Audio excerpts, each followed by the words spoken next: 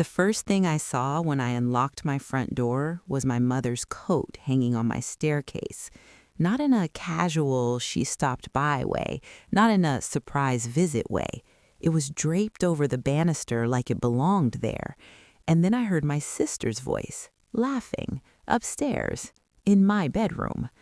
I stood frozen in the entryway of the house I had closed on 3 weeks earlier, the house I had worked 12 years for, the house I had cried in my car over when the offer was finally accepted, my house. But when I stepped inside, the smell of my mother's cooking hit me. Garlic, onions, the heavy scent of familiarity. And that's when my father walked out of the kitchen holding a mug, my mug, and said calmly, "Oh, good, you're home. We need to talk about some arrangements." Welcome to my YouTube channel. This is my story of betrayal, and if you've ever trusted the wrong person, hit that subscribe button because you are not alone. Here is how it happened. I was reading comments on my YouTube videos the other day, and I realized I wasn't the only one who thought family meant boundaries.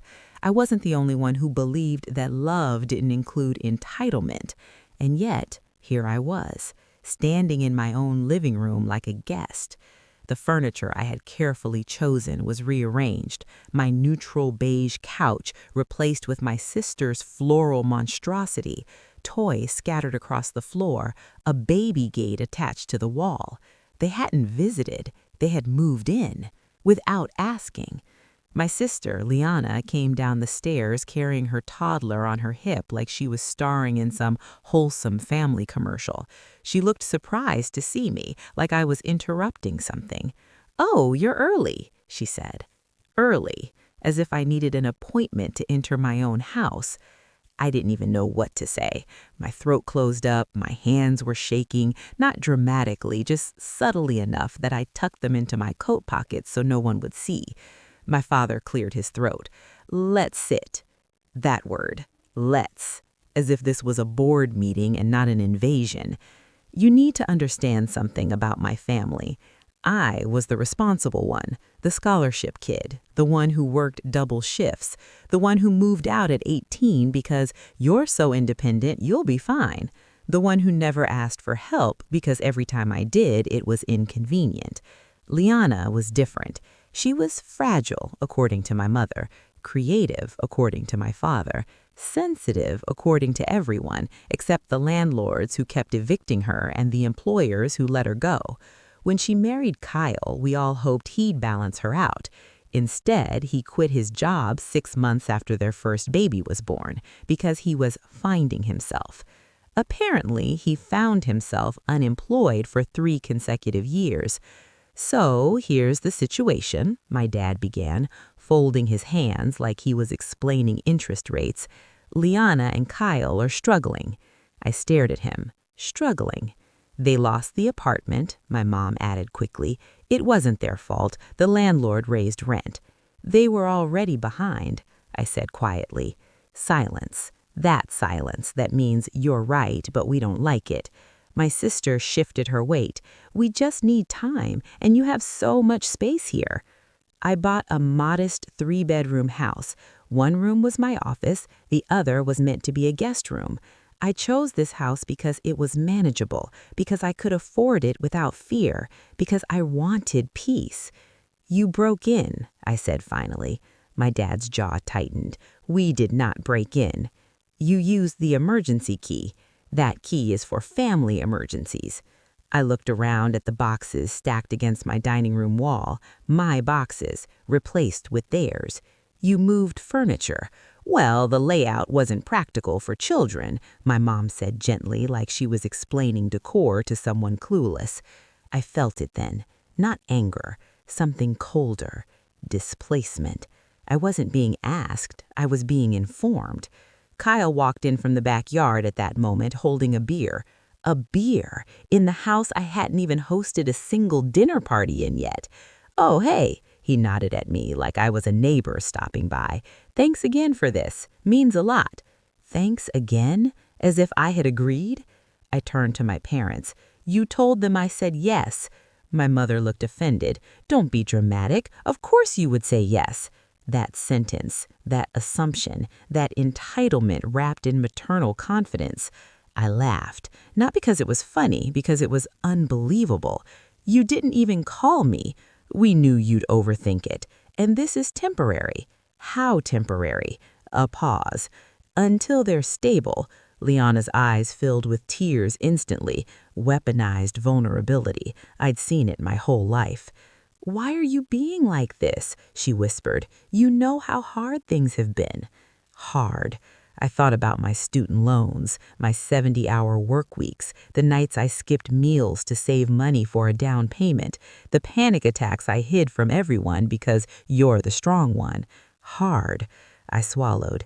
"This is my house, and we're your family," my mother shot back softly, as if that trumped ownership, as if blood overrode boundaries. They had already set up the nursery in my office. My laptop was unplugged, my work equipment stacked in a corner. I work remotely. My job depends on that space. Where am I supposed to work? "You can use the dining table," Kyle shrugged. I looked at him, really looked at him. He had made himself comfortable in a house I hadn't fully lived in yet. My dad stood. "This is not a debate. We've already moved the essentials." There it was. Authority, like I was still 16, except this time the mortgage was in my name. I walked upstairs slowly. My bedroom door was open. The sheets I had carefully chosen were replaced, my closet half emptied to make room for my sister's clothes. And in that moment, something inside me cracked, not loudly, quietly, because betrayal isn't always explosive. Sometimes it's suffocating. Downstairs, I could hear my mother talking about dinner plans, my father discussing schools nearby, Kyle laughing at something on his phone. They weren't visiting, they were settling in, and they expected me to adapt, because I always did, because I always had. I stood in the doorway of my own bedroom and realized something horrifying. They didn't think they had done anything wrong. And that's when my phone buzzed. A notification from my bank, a large withdrawal attempt from a joint family account I had forgotten even existed. My father's name was still attached, and the amount they were trying to move was almost my entire emergency fund. I walked back downstairs slowly, holding the phone in my hand, and for the first time in my life, I didn't feel like the responsible daughter. I felt like a stranger in enemy territory. I looked at my father. "Why are you trying to access my savings?" I asked carefully. The room went silent. Kyle stopped laughing. My sister stopped pretending to unpack. My mother's face went pale. And my father, he didn't look surprised. He looked prepared. My father didn't blink. "That account," he said calmly, "was created for family emergencies." I felt something rise in my chest, hot and sharp. "I was 19, I said. "You told me it was smart to have a shared safety net while I was in college." "And this," my mother interjected softly, "is a safety net situation." I stared at her. "You tried to withdraw $40,000. Kyle shifted uncomfortably near the hallway. Liana sat down slowly on my couch, the one they hadn't replaced yet, and hugged a throw pillow like she was the victim. "It's not stealing," my dad continued, voice measured. "It's reallocating. You have stability, they don't." Reallocating. Like I was a corporation, like my savings were surplus inventory. "That money," I said carefully, forcing my voice not to shake, "is my emergency fund, for my mortgage, for job loss, for medical issues, for my life. And your sister's life doesn't matter?" my mother snapped. There it was, the moral trap. If I protected myself, I was selfish. If I objected, I was cruel. Kyle cleared his throat. "We weren't going to take all of it, just enough to clear our debts and get a fresh start." "A fresh start?" I asked. "With whose credit?" Silence again, because they all knew the answer. Mine. You have to understand something else about my family. My parents never screamed. They didn't slam doors. They didn't insult. They reframed. Every boundary I ever tried to set became a misunderstanding. Every no became a phase. Every objection became me being too sensitive. So when I was 12 and didn't want Liana borrowing my clothes without asking, I was told to share. When I was 16 and didn't want to give her money from my first job, I was told to support. When I was 23 and didn't want to co-sign her car loan, I was told family doesn't keep score. But this was different. This was my house. I'm closing the account, I said quietly. My father's jaw tightened for the first time. You're overreacting.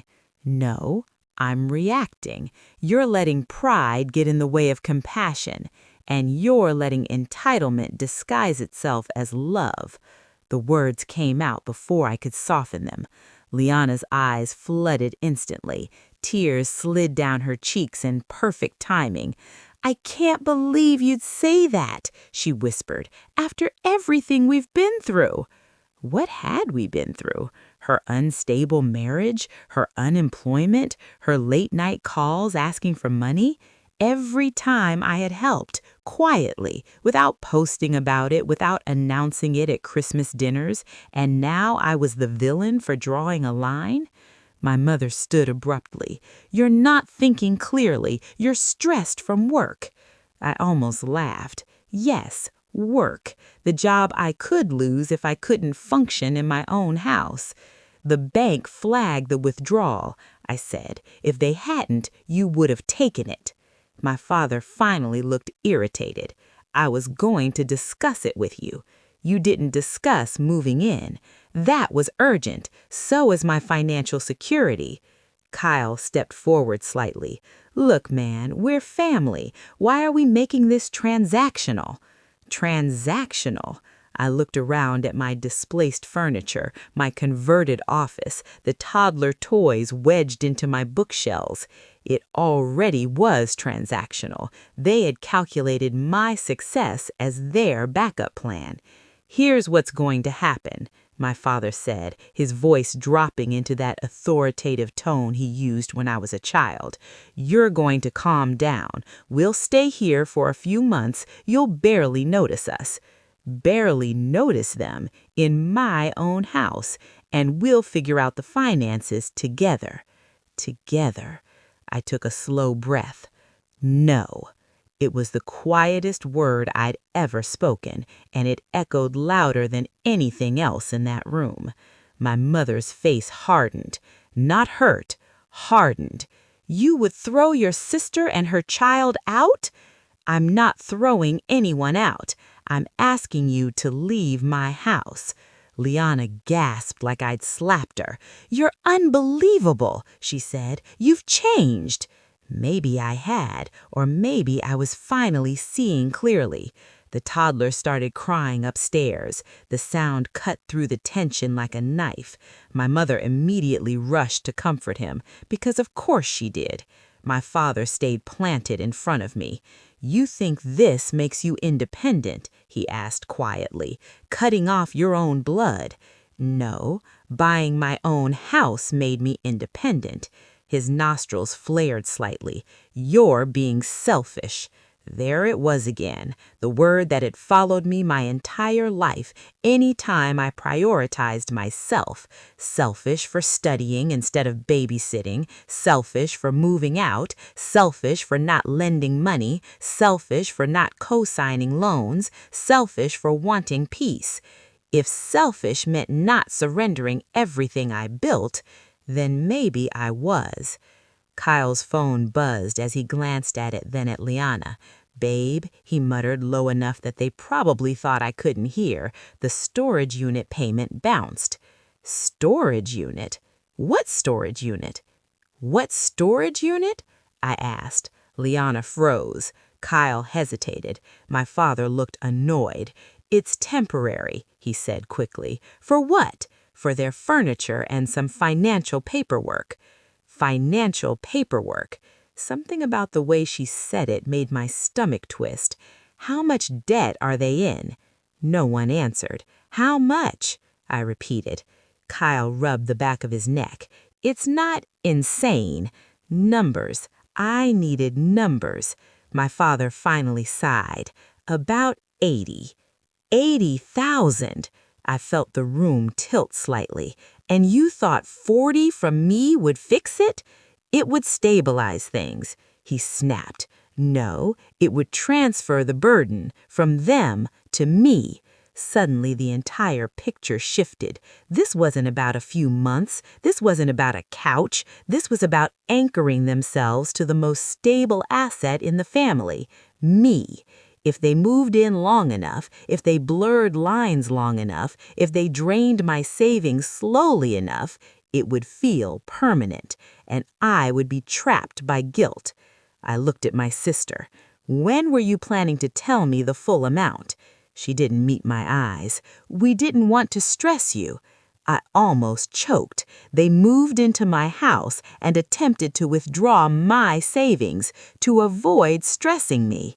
My phone buzzed again. Another alert. Attempted transfer declined.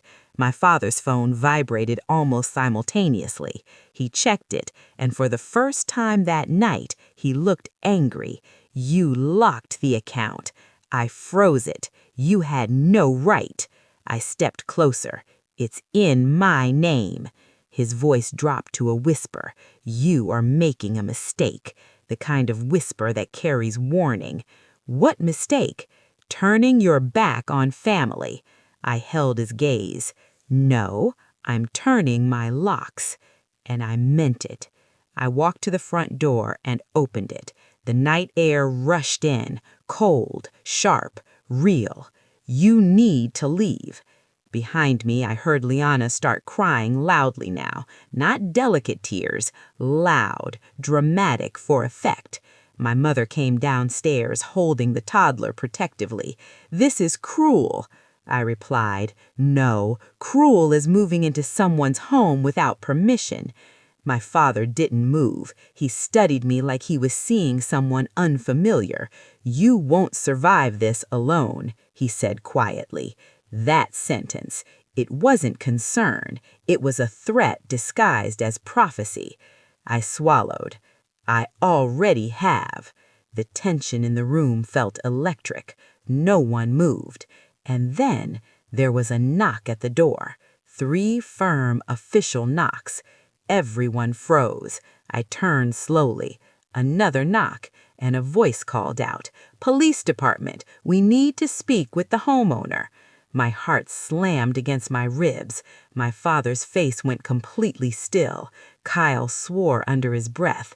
And suddenly, I realized something terrifying. They hadn't just moved in. They had told someone something, and whatever story they gave, it wasn't going to make me look like the victim. I froze at the sound of the knock. My hand hovered over the doorknob. Each knock reverberated through the house like a drumbeat, urgent, demanding. My parents looked at each other, then at me. The calm, calculating facade they had maintained all evening faltered, just slightly. What did they say?" I asked, my voice tight. "Police. Something about a dispute," my father muttered, still not moving. His eyes were sharp now, unreadable. I swallowed. My heart raced. Dispute? What dispute? I hadn't called anyone. I hadn't reported anything. They must have called someone. Maybe the landlord? Maybe a neighbor? But why and how? I stepped closer to the door. The knocking came again, faster this time, impatient. My mother's hand went to her chest, as if bracing herself. Kyle shuffled awkwardly, and Liana's toddler began to cry again. But this time, it wasn't the usual attention-grabbing whimper. It was genuine panic.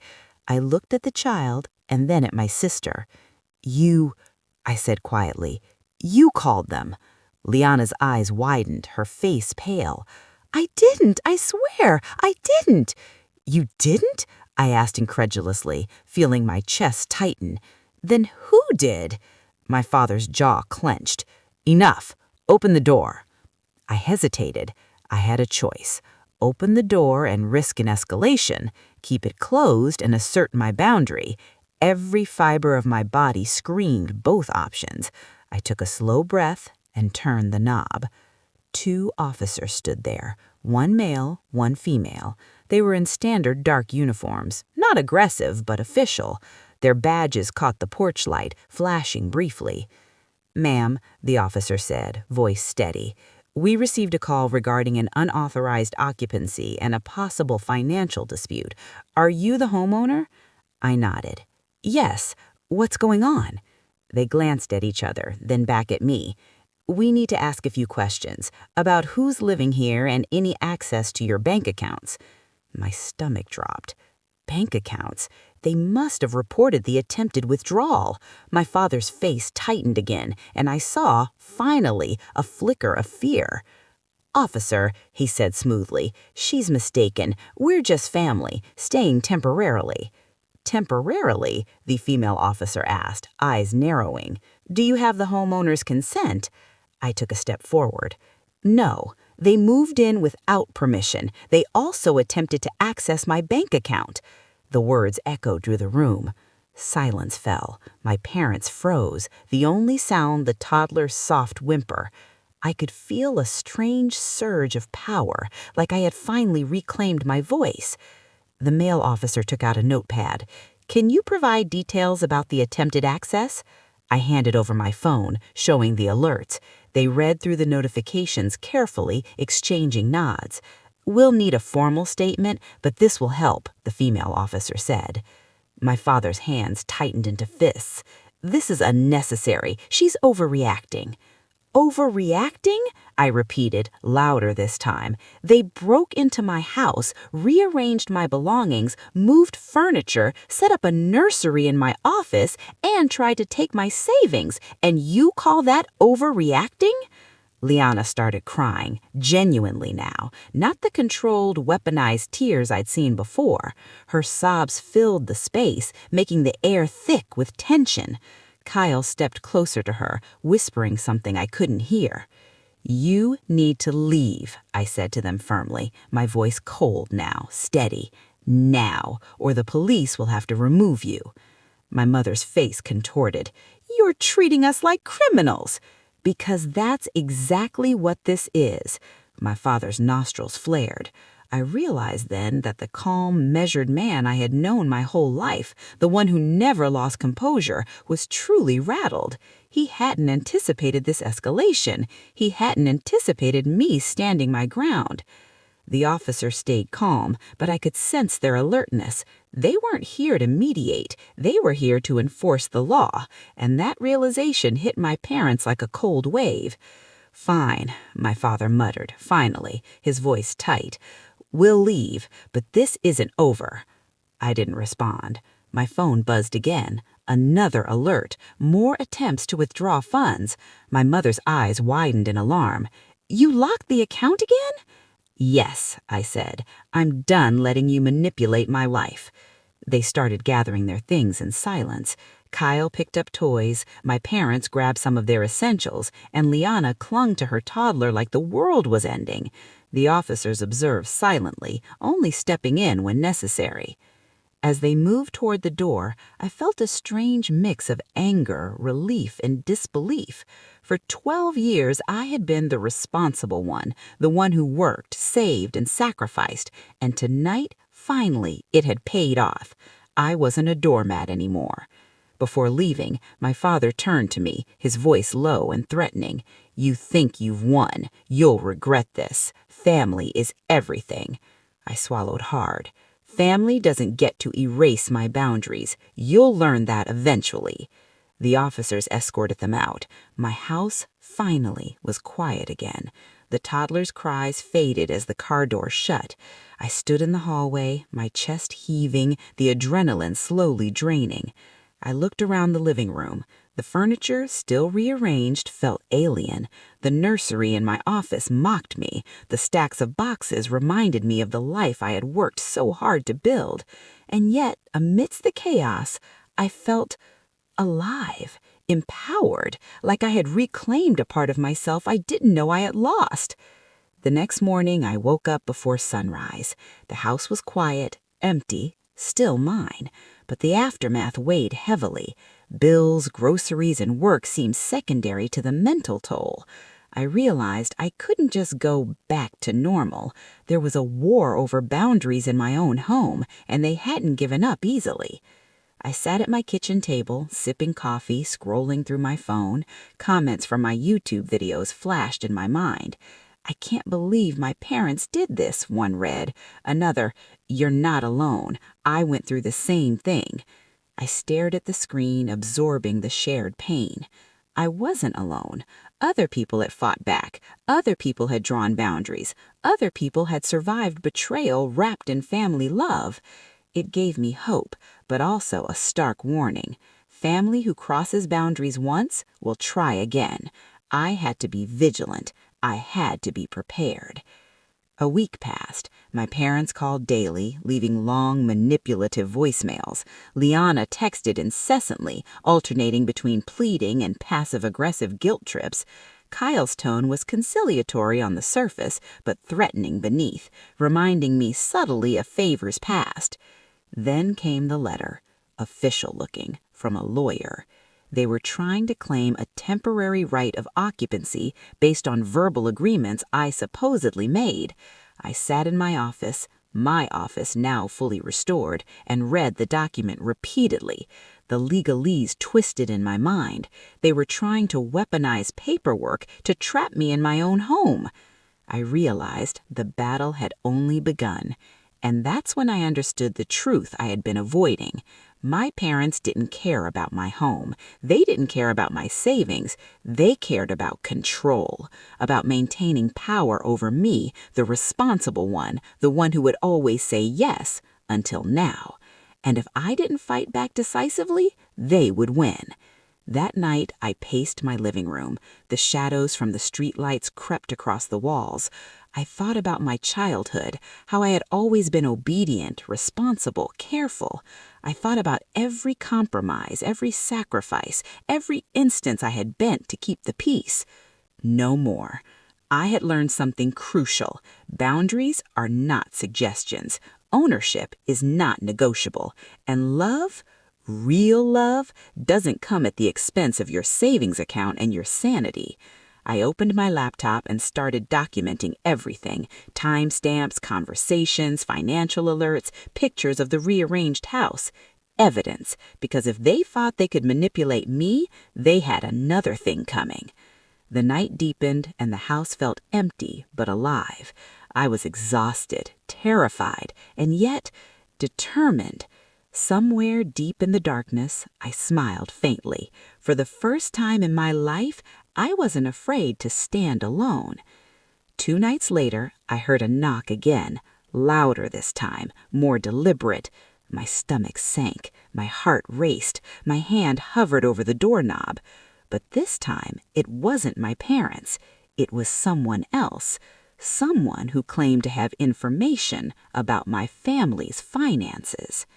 And that's when I realized the game had escalated far beyond what I could have imagined. The knock at the door echoed through the early morning silence. My chest tightened, and for a brief moment, the familiar panic crept back. But this time, I didn't hesitate. I moved slowly, deliberately, toward the door. Peeking through the peephole, I saw a man in a plain suit holding a thick envelope. No badge, no uniform, just a serious face and businesslike demeanor. "I'm here regarding the financial matters involving your family," he said calmly as I opened the door. "I have information that may concern you directly." I stepped back, gesturing for him to come in. My house, my rules. My living room felt unusually tense, as if it were a courtroom waiting to pass judgment. I gestured toward a chair. "Sit. Tell me everything." He pulled out the envelope and laid it on the coffee table. Inside were bank statements, copies of credit agreements, and several invoices. My stomach sank as I flipped through the pages. My parents had been siphoning money from accounts I didn't even know existed, consolidating debts, and even taking small loans in my name, all without my consent. "They've been planning this for years," the man said quietly. "The accounts were structured so that any sudden withdrawal could be contested. It's sophisticated manipulation, but it's illegal if done without your authorization." Illegal. The word hit me like a hammer. All the guilt I had felt for saying no, all the hesitation about calling the police, suddenly dissolved. This wasn't just a moral boundary violation anymore. It was criminal. "They used your trust and the assumption that you wouldn't fight back," he continued, "and they counted on you not wanting to cause a family rift. But legally, you are fully protected." I closed the envelope and leaned back in my chair. My hands were shaking slightly, not from fear, but from a strange mixture of relief and fury. Relief that I wasn't imagining things, fury at the betrayal. My parents had taken everything I had worked for and attempted to turn it into their lifeline, all under the guise of familial concern. That day, I made a decision. I was going to take control, not just of my house, not just of my finances, but of the narrative itself. I began meticulously documenting every interaction, every text, every email, and every financial movement. I set up security cameras, discreet so they wouldn't notice, and changed every password, every lock, every key I had previously shared. By evening, the first of the lawyer letters arrived. My parents had hired someone to draft a notice claiming right of temporary occupancy and family assistance agreements. It was manipulative, filled with language designed to guilt and confuse. I read it carefully, annotating every sentence, every loophole, every fallacy. Liana called repeatedly. Each call was the same, pleading, accusing, crying, shifting blame. I didn't answer. I had learned that engagement gave them power. Silence, documentation, and strategy were my weapons now. Kyle sent text, alternating between charm and veiled threats. "You're making this harder than it needs to be," one read. Another, "Just think of the baby." The baby. Always the weapon. My sister's child used as emotional leverage against me. But I refused to give in. Protecting myself didn't mean harming them. It meant holding boundaries. By the third day, the financial advisor I had contacted confirmed everything. My parents had been building a web, consolidating debts, setting up liabilities in my name, all so that one day I would have no choice but to give in. It was cold, calculated, and I realized how long I had underestimated their manipulation.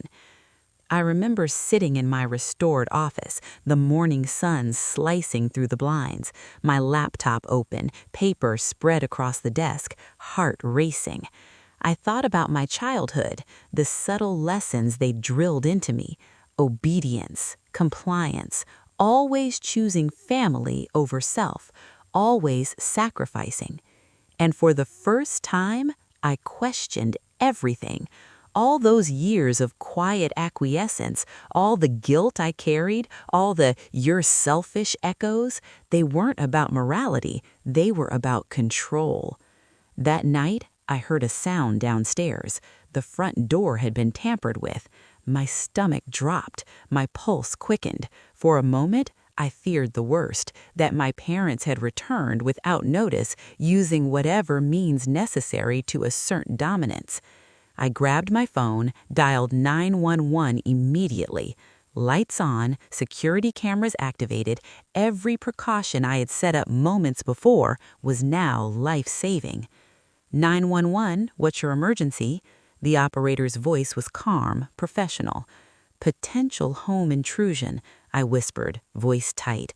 "I believe my parents may have returned without consent. I have documentation and evidence of previous financial manipulation." Within minutes, patrol cars arrived. Officers surveyed the property, spoke to me, and agreed to stay nearby while I secured the house. For the first time, I felt the fragility of safety, not just physically, but psychologically. My home, once a sanctuary, had been weaponized against me by the people who were supposed to love me unconditionally. The next day, I received an unexpected text from Liana. "Can we talk? I think we went too far." I stared at the message, heart hammering. I debated whether to respond. My gut screamed caution. My mind analyzed strategy. This was exactly the type of call they used before, an olive branch disguised as emotional manipulation. I typed slowly. "We can talk, but only with legal representatives present. No exceptions." The reply came instantly. "Fine, just want peace." Peace, that word again, always framed as the goal, but never the reality. I spent the day preparing, researching legal precedents, printing evidence, and arranging consultation with a family law attorney. I wasn't naive anymore. They thought they could manipulate me with guilt. I was done with naive. A week later, the meeting was set. My attorney, a calm and assertive woman in her 40s, sat beside me as my parents, Liana and Kyle, arrived at a neutral office. The air was thick with tension. Every step, every glance, every attempt at eye contact carried the weight of months of betrayal. My attorney laid out the ground rules. No yelling, no threats. All discussions are documented. Decisions are made legally, not emotionally. My father tried to speak first. "We're family. You're overreacting." My attorney interrupted. "Mr. This meeting is about facts, not family dynamics. Let's focus on documented actions." For the first time, my parents' authority was neutralized. Their reframing and manipulation didn't hold power in this environment. I felt a surge of clarity and relief. Hours passed as the facts were presented. Bank statements, failed withdrawal attempts, rearranged living spaces, documentation of verbal threats. Each piece chipped away at their narrative of victimhood and entitlement. By the end, the lawyer addressed my parents directly. "All future visits, occupancy, and financial interactions require explicit, written consent from my name. Violation will result in legal consequences." I watched their faces, anger, disbelief, and somewhere buried, fear. For the first time, the dynamic shifted. I wasn't the powerless child anymore. I was the adult, fully aware of my rights, fully prepared to enforce them. That evening, driving home, I felt an unfamiliar mix of exhaustion and empowerment. My house was still mine, my finances were protected, my boundaries recognized. And yet, I couldn't shake the emotional residue. Years of subtle guilt, manipulation, and expectation couldn't be erased overnight. I sat in my living room, the sun setting behind the windows, casting long shadows. I reflected on what I had learned. Family isn't always safe. Blood doesn't guarantee respect. Love doesn't excuse violation. And most importantly, protecting yourself is not selfish. It's necessary. I poured myself a glass of water and stared at the empty nursery in my office. My office, my sanctuary, my rules, my house. For the first time, I felt the full weight of ownership, not just legally, but also emotionally. I had survived betrayal. I had reclaimed my home. But the story wasn't over. I knew deep down that there would be tests ahead. My parents would test boundaries again, subtly, patiently, relentlessly. The days that followed felt surreal, like I was walking through the ruins of my own life while simultaneously reclaiming it. My parents didn't call as frequently, but the occasional texts were loaded with subtle guilt, carefully phrased, like, "We just miss you," or "We're worried about Liana and the baby." Each one was a test, a probe, trying to measure whether I would bend again. I didn't. Instead, I set boundaries. I changed my locks, froze shared accounts, and limited digital access. Every precaution was necessary. I realized that trust, once weaponized, could never be assumed again.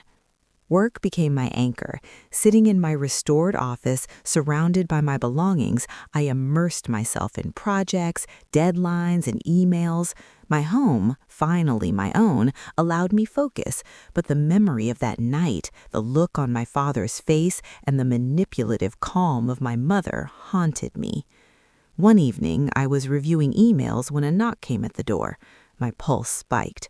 Not parents, not lawyers, not police. Someone completely unexpected, my sister's neighbor from the old apartment complex.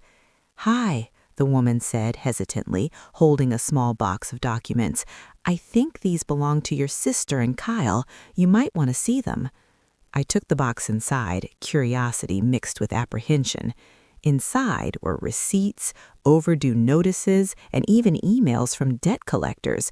But one thing stood out, a series of signed statements that my sister and Kyle had intentionally misrepresented their finances to my parents and to me to make it seem like they were helpless when they weren't.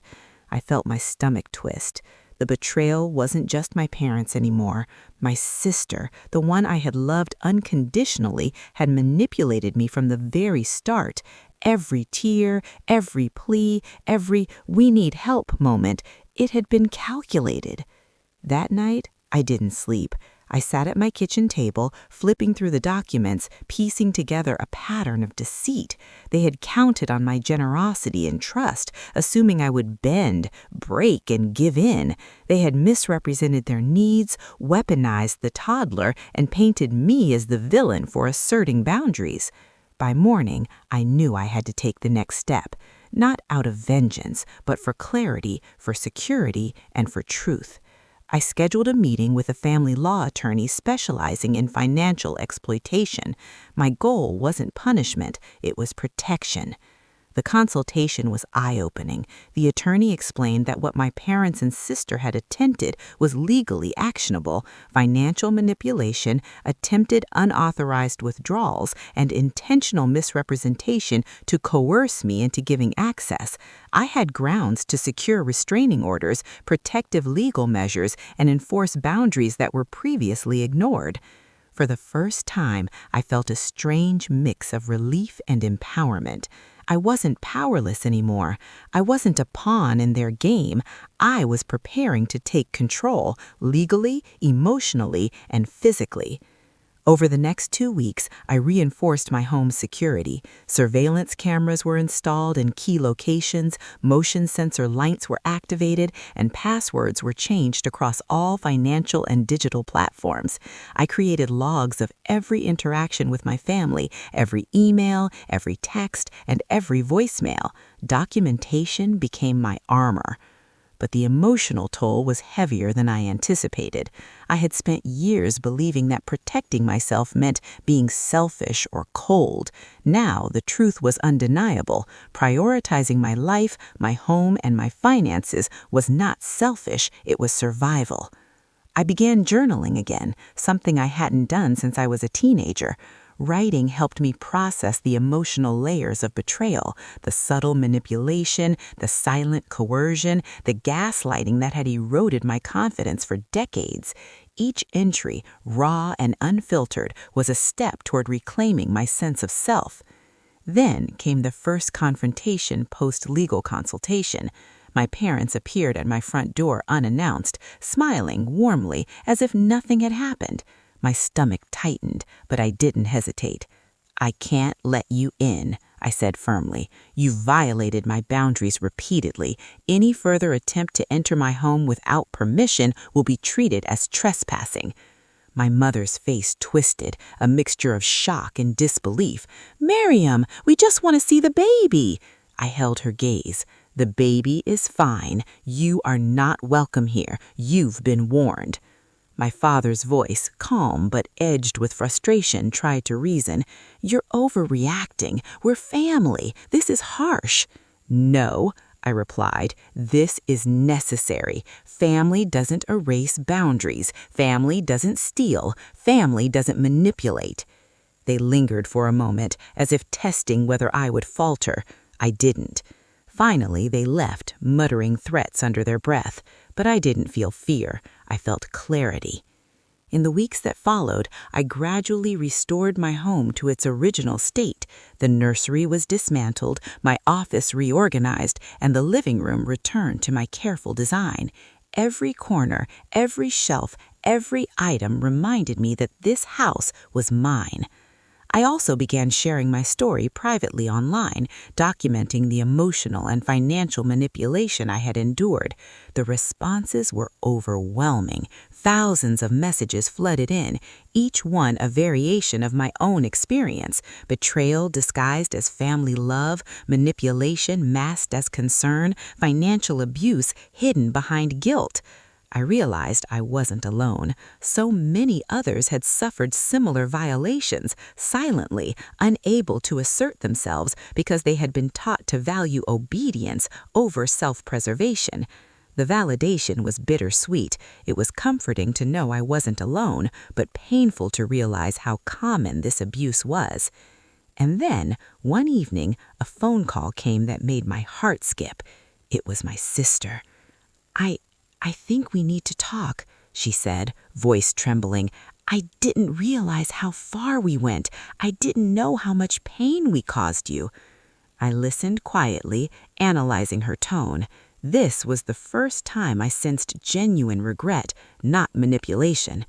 Miriam, I want to make things right. Can we meet with someone present? I hesitated. Years of trust, hope, and heartbreak taught me caution, but I also understood the value of closure. All right, I said finally. We'll meet, but legally present, no exceptions. Her sigh carried a mixture of relief and guilt. Thank you. It was a small step, but it was significant. For the first time, I sensed the possibility of reconciliation. Not blind trust, not immediate forgiveness, but acknowledgement. That night, I walked through my home, the quiet hum of the city outside my windows. The walls, once invaded and rearranged, now stood as symbols of resilience. My office, my living room, my bedroom, each corner reflected not just physical restoration, but emotional reclamation. I understood now. Boundaries weren't just rules, they were lifelines. Ownership wasn't just legal, it was personal. And family, while important, was not a free pass to violate your existence. As I sat down with my journal, pen in hand, I realized I had learned something profound. Betrayal by those closest to you is the hardest to face, not because they hurt you, but because they teach you to question yourself. But reclaiming yourself, standing firm, and protecting your life, that is empowerment. And I wasn't done yet. The following weeks were a balancing act of rebuilding my life and preparing for what I knew would come next.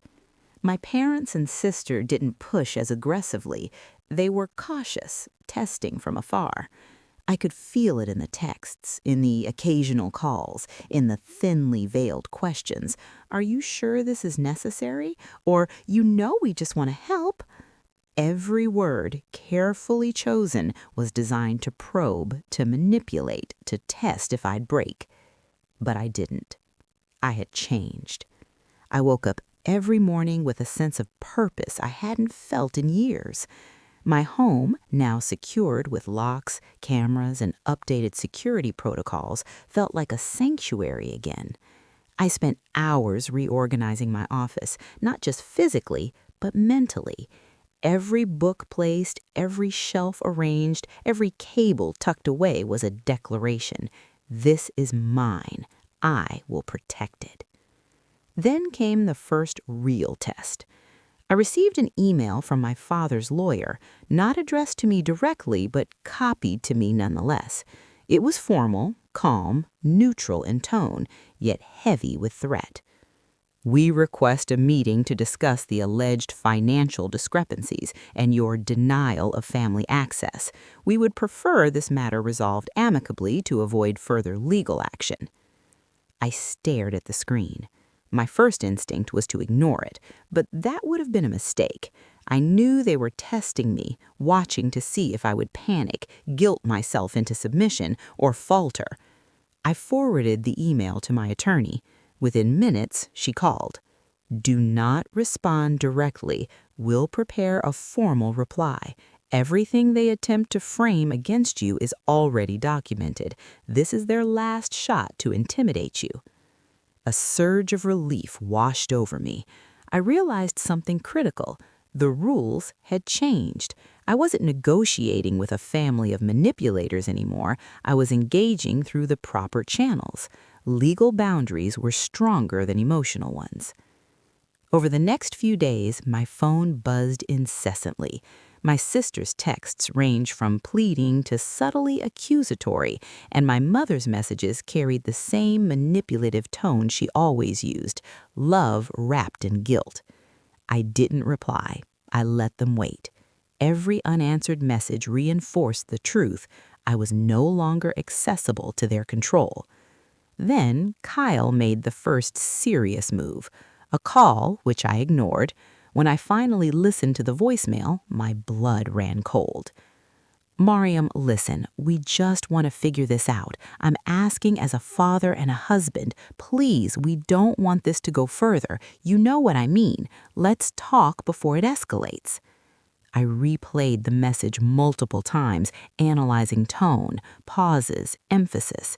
It was subtle, but there was a threat under the surface, one that assumed I would fold if frightened enough. But fear no longer controlled me. I blocked his number temporarily, knowing he would find other ways. The most striking moment came one evening when I sat down to review the footage from the security cameras I had installed. I watched hours of video, some recent, some from weeks prior. I saw subtle things, my parents surveying the living room when I wasn't home, Liana rifling through mail, Kyle pacing near my office. It wasn't dramatic, no violent intrusion, but it was clear they were testing boundaries constantly. And I realized something terrifying. I had been lucky. Lucky that I noticed, lucky that I acted, lucky that I had documentation. If I hadn't been vigilant, if I hadn't stood firm the night they first moved in, I could have lost everything. I began a strict routine of self-protection. Documentation, every interaction recorded, every email logged, every financial alert saved. Legal reinforcement, all communications filtered through my attorney. Digital security, passwords, shared accounts, devices, and cameras fortified. Physical security, locks updated, alarm systems activated, cameras monitored. It wasn't paranoia, it was necessity. I wasn't overreacting, I was defending myself. And yet, emotionally, the toll was immense. Nights were the hardest. I would lie awake replaying scenes in my mind, the look on my father's face the first night, the tearful pleadings of my sister, the cold composure of my mother. I felt grief, anger, and a strange loneliness. The very people who should have protected me had tried to take everything. But there was clarity. Pain revealed truth, betrayal exposed patterns, and I realized that no one, not even blood, had the right to manipulate, control, or erase your life. Then, one morning, I received an unexpected visitor. It was a distant cousin, someone I hadn't seen in years, someone who had observed the family dynamic from afar. They had heard what had happened and came to offer support. "I'm here to help," they said simply, "not to interfere, just to be on your side." We spent hours talking, and for the first time in months, I felt a flicker of normalcy, a reminder that family could exist outside of betrayal, that support could be real. It gave me strength. A week later, my attorney scheduled a formal meeting with my parents, Liana, and Kyle. Everything was to be handled in a neutral office, legally documented. My parents were cautious this time, calculated. They no longer tried manipulation in person, they relied on legal phrasing, threats veiled as concern. When the meeting began, my attorney laid out the rules. Facts only. No interruptions, no emotional appeals, no tearful manipulation. My parents were visibly frustrated. They had always relied on emotion to control situations. Now emotion was neutralized. We went through the financial documents, the unauthorized attempts at withdrawal, the patterns of manipulation. Each claim they made was countered with evidence. Each attempted guilt was dismantled professionally. By the end of the meeting, it was clear the power dynamic had shifted permanently. I was no longer the child who obeyed. I was the adult in control. After they left, I sat in my office and allowed myself a moment of deep exhale. Months of tension, fear, and manipulation had culminated in a single victory. Boundaries enforced, home secured, finances protected. But the final realization hit me. This wasn't just about money or property. It was about reclaiming my life, my identity, and my right to exist without guilt or manipulation. I had survived the most personal betrayal imaginable and come out stronger.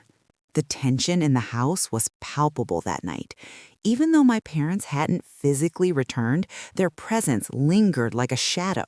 Every phone vibration, every email notification, every message from Liana or Kyle carried weight.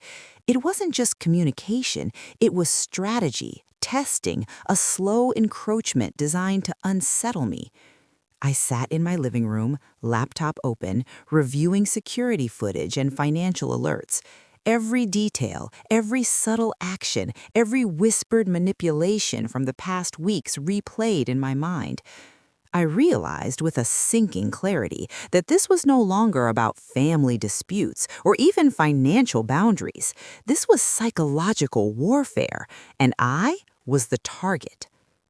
At 10:43 p.m., a car pulled up outside. I could see it through the front window, a black sedan. The engine idled quietly, almost too quietly, as if whoever was inside wanted to be invisible. My pulse quickened. My first instinct? My parents. But something didn't fit. They hadn't returned physically for weeks. I reached for my phone, dialing 911. "There's a suspicious vehicle outside my home," I whispered. "I'm alone, but I have security cameras. Please send someone immediately." While on hold, I observed. 2 shadows exited the car, one tall, the other shorter, and moved toward my front door. My stomach sank. These weren't my parents. And then the front door rattles. The handle twisted. Someone was trying to force it open. I activated the security alarm. Lights flashed inside the house. Sirens, though not blaring, emitted a low, urgent tone. The intruders froze. I dialed 911 again, reporting an attempted break-in. "They're trying to enter! Please hurry!" I shouted. Through the security cameras, I saw one of them lift a phone, presumably calling someone. The taller figure whispered something, and the shorter one pulled out what looked like a device to bypass the lock. My mind raced. Were they here to intimidate me? Physically? Or to steal something? Or had my parents orchestrated this? My pulse thumped so loud I feared they could hear it, but I forced myself to think. Strategy over fear, evidence over panic. I recorded the live feed and started documenting everything in real time. Within minutes, flashing lights appeared outside. 2 patrol cars had arrived. The intruders froze, exchanging glances. I could see them from the cameras, pacing back and forth. One muttered, likely into a phone, and then, without warning, they fled. The officers entered, questioning me, inspecting the area. I showed them the cameras, the logs, and the prior history with my family. They took everything seriously, noting the sophistication of the attempt and the potential connection to prior financial manipulation. "You were lucky," one officer said quietly. "Not everyone would have caught this in time." I nodded, trying to calm my shaking hands, but even as the adrenaline faded, a chilling realization settled in. If they, or someone acting on my behalf, were willing to attempt a break-in, then no measure I had taken could ever be fully permanent. Vigilance wasn't optional anymore. It was survival. The next morning, I reviewed the footage again. I noticed something subtle, something I hadn't caught in real time. One of the intruders had left behind a small, folded note under the windshield wiper of the car. I retrieved it carefully, heart pounding. The handwriting was familiar, painfully familiar. "You think this is over? It's only the beginning. Family."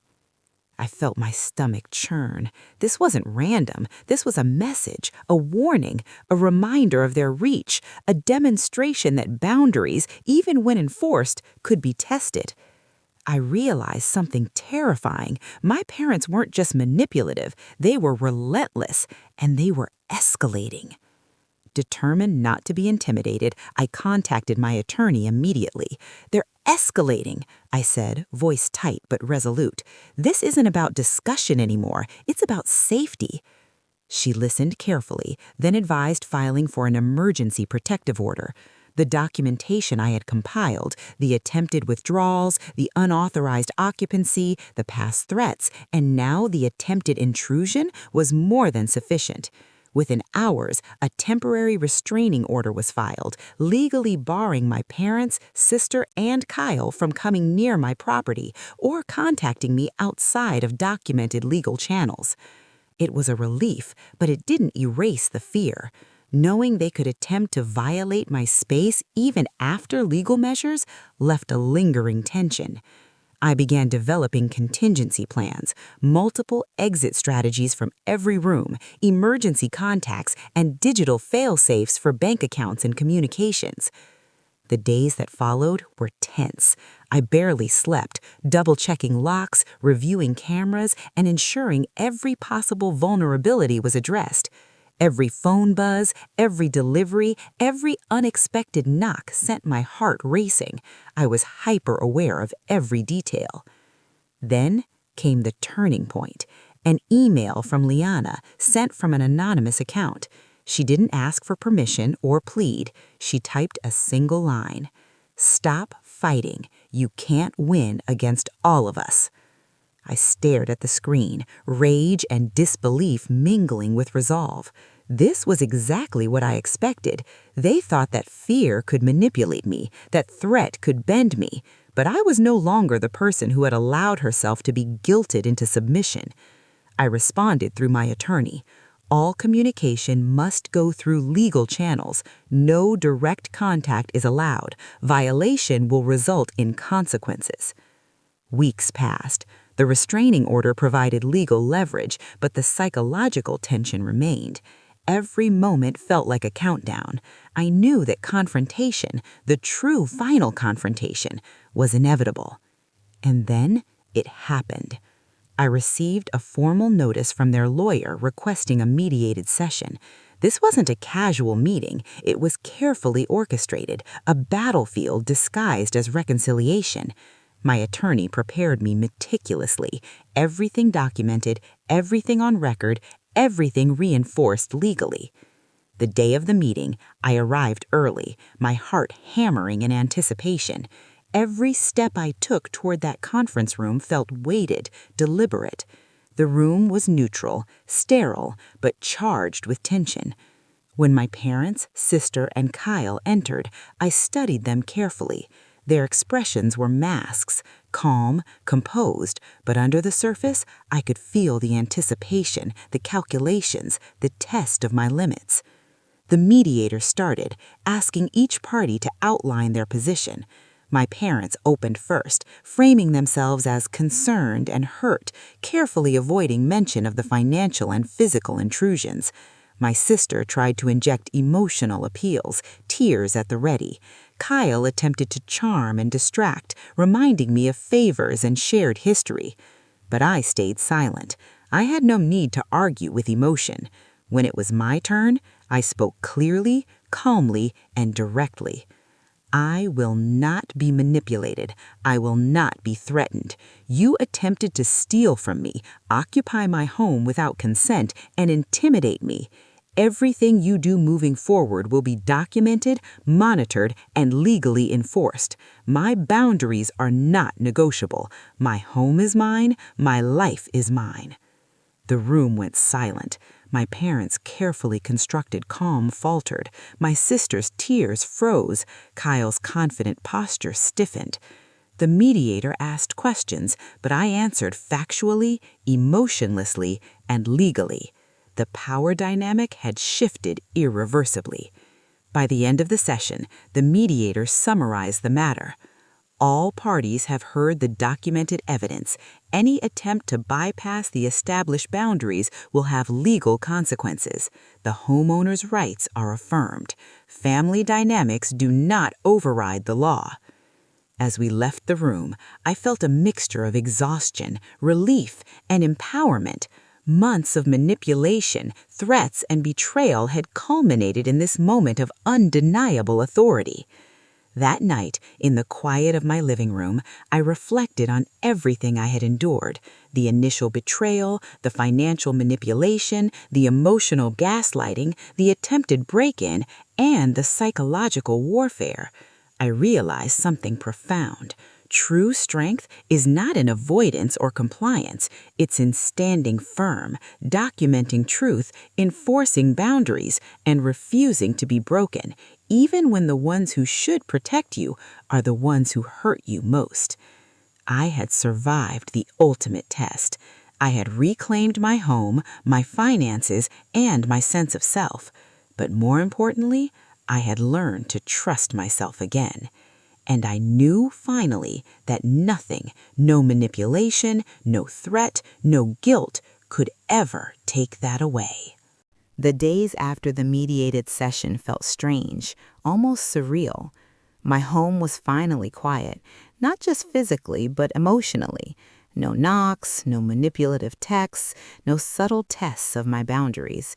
It was peaceful, yet the aftermath of months of betrayal weighed heavily on me.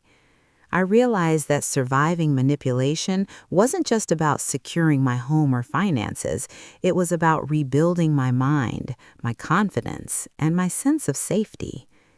I began slowly reclaiming my routines. Cooking in the kitchen, organizing my office, and simply sitting in the living room without tension pressing on me felt revolutionary. I could finally breathe. For the first time in years, I wasn't scanning every shadow or questioning every sound. I had learned to trust my own instincts again. One evening, I sat down at my desk and opened my journal. I began writing, not the frantic, raw entries of someone desperate for validation, but reflective entries about what I had learned. I realized the story wasn't just about betrayal, it was about awakening, about learning the hard truths about family, boundaries, and self-worth. I wrote about the first night they moved in uninvited, the bank alerts, the lawyer letters, and the attempted break-in, but I also wrote about the victories, standing my ground, documenting evidence, setting boundaries, and finally seeing my parents and sister face the legal consequences of their manipulations. The act of writing was cathartic. Each sentence was a reminder that I had survived, that I had fought, and that I was no longer a passive player in their games. The next step was forgiveness, but not the naive, instantaneous kind. I understood that true forgiveness didn't mean allowing someone to hurt you again or dismissing the trauma. It meant letting go of the constant anger, fear, and need for retaliation that could consume you if left unchecked. I realized that holding on to resentment would only give my parents more control over me. They had thrived on guilt and fear for years, and continuing to dwell in that state would be giving them power long after they had physically left my life. So I made a conscious decision. I would let go of the emotional chains while maintaining firm boundaries. I would forgive, but I would not forget. I would protect myself, enforce my rights, and live fully without fear or guilt. In the weeks that followed, I noticed a subtle shift in my own behavior. I became more assertive in every area of my life, not just with family, but at work, with friends, and in personal decisions. Saying no longer carried guilt, it carried power. Protecting my life and my home became instinctual rather than reactive. I also began sharing my story more openly, carefully on my YouTube channel. I spoke about boundaries, manipulation, and reclaiming control. The response was overwhelming. Thousands of viewers shared similar experiences, thanking me for showing them that it was possible to fight back without losing yourself. Comments like, "I thought I was alone," and "You gave me courage to say no," reinforced a truth I had learned. Vulnerability shared is strength multiplied. Through this journey, I learned that betrayal from family is uniquely painful because it's rooted in trust. But I also discovered that reclaiming yourself is possible even after manipulation has left deep scars. The process isn't quick, it isn't easy, it isn't clean, but it is transformative. I had once thought that family loyalty meant compliance, sacrifice, and silence. Now I knew the truth. Loyalty to yourself, your values, and your safety is the truest form of integrity. It is the foundation upon which you can build genuine relationships, relationships rooted in respect rather than obligation. Months passed, and life began to stabilize. The house felt truly like home again. The nursery, once a symbol of intrusion, was repurposed into a small creative space, a sanctuary for writing, reading, and reflecting. Every time I entered that room, I was reminded not of betrayal, but of resilience. I also noticed that my anxiety, once constant, had begun to fade, not entirely, but enough to reclaim peace. I had developed a system, boundaries enforced, communication filtered, vigilance maintained, but without letting fear dominate my life. I had learned to differentiate between realistic caution and paralyzing paranoia. And then, unexpectedly, I received a message from my sister. Carefully phrased, devoid of manipulation, acknowledging past mistakes, she requested a conversation, not for reconciliation immediately, but for acknowledgement. I felt a mixture of apprehension and cautious hope. I responded, outlining that any interaction would need to be structured, clear, and legally documented. It wasn't forgiveness yet, but it was a first step. I realized then that boundaries didn't close doors, they defined them. You could create space for healing without allowing past violations to recur. True empowerment lies in this delicate balance, protecting yourself while leaving room for potential growth in others. The most profound lesson came from within. Self-respect is not negotiable. Your home, your life, your decisions, they belong to you. No one, not even family, has the right to violate them. And while betrayal leaves scars, those scars are not weakness. They are proof of survival, resilience, and courage. I had been pushed to the edge, betrayed, manipulated, and threatened, but I had emerged stronger, wiser, and more grounded than ever before. I understood now that true strength isn't physical, it isn't loud. It's the quiet, unwavering assertion of your own worth, even in the face of those who should love you unconditionally. Sitting in my living room one quiet evening, I reflected on the entire journey, the fear, the rage, the manipulation, all of it, and I realized something remarkable. I was no longer afraid. I was free. Free from guilt, free from obligation, free from the silent pressure to sacrifice my life for the whims of others. I had reclaimed everything that mattered, my home, my finances, my dignity, and most importantly, my peace of mind. And in that freedom, I found clarity, the power to live fully, unapologetically, and authentically is the greatest victory of all. The story isn't just mine. It belongs to everyone who has been betrayed, manipulated, or gaslighted by those closest to them. It's a story of survival, resilience, and the unshakable truth that no one has the right to erase your life. If there's one takeaway from this journey, it's this: boundaries are not optional, protecting yourself is not selfish, and reclaiming your life is not just possible, it's essential. I sit now in my living room, the evening sun casting warm light across the walls. My home is mine, my heart is steady, my mind is clear, and I know beyond any doubt that I will never allow anyone to control, manipulate, or diminish me again. I have survived betrayal by those who should have loved me unconditionally, and I have emerged stronger, wiser, and more empowered than I ever imagined possible. This is my story, my truth, my victory.